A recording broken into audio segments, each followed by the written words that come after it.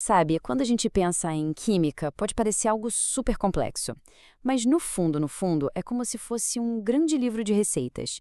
E a estequiometria? Bom, ela é o conjunto de regras que nos ensina a seguir essas receitas para criar, bem, basicamente tudo.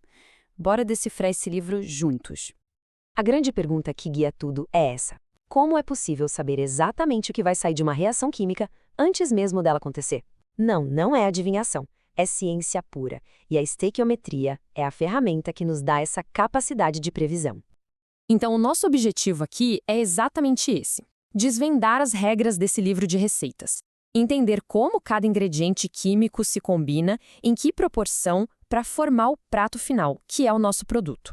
E toda grande receita começa com uma regra de ouro, um princípio fundamental que vale para absolutamente todas as reações químicas que existem. É a famosa lei da conservação da massa, ou lei de Lavoisier. Sabe aquela frase clássica? Na natureza nada se cria, nada se perde, tudo se transforma. É exatamente isso. A massa total dos ingredientes que a gente coloca no início, os reagentes, tem que ser igualzinha à massa total do que sai no final, os produtos. E o que isso quer dizer na prática? Pensa nos átomos como se fossem peças de Lego. Uma reação química não cria peças novas do nada, nem faz as peças antigas sumirem. Ela só desmonta as estruturas existentes e monta novas com as mesmas pecinhas. É um rearranjo. E para ter certeza de que essa lei está sendo seguida, a gente precisa balancear as equações. É um passo a passo bem lógico, olha só. Primeiro, a gente escreve quem reage e o que é formado.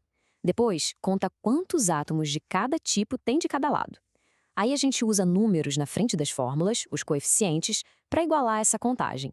E por fim, confere tudo. A receita tem que estar certinha. Ok, a receita está balanceada, mas como é que a gente conta os ingredientes se eles são átomos minúsculos, invisíveis? Não dá para pegar um por um, né? Seria impossível. Para resolver esse problemão, os químicos criaram uma unidade de medida especial. Uma unidade que faz a ponte entre o mundo microscópico dos átomos e o nosso mundo, o mundo macroscópico, onde a gente consegue medir as coisas. Pensa numa coisa bem simples, uma dúzia. Se alguém fala uma dúzia de laranjas, todo mundo já sabe que são 12 laranjas. O mol é basicamente a mesma ideia. Ele é a dúzia dos químicos, só que para contar átomos e moléculas. Só que é uma dúzia um pouquinho maior. Esse é o número de Avogadro. É um número tão absurdamente grande que é até difícil de imaginar. 602 sextilhões. É esse número que define um mol. É a constante que permite que a gente conecte a quantidade de átomos com algo que dá para pesar numa balança. E aqui está o pulo do gato. O mol é a chave que traduz a receita. A massa de um único átomo, que é um valor minúsculo, vira o mesmo número só que em gramas quando a gente tem um mol daquele elemento. É essa conexão que faz todos os cálculos funcionarem na prática. Certo, agora que a gente já tem a lei fundamental e a nossa unidade de contagem, finalmente podemos colocar a mão na massa e transformar a receita do papel em algo real.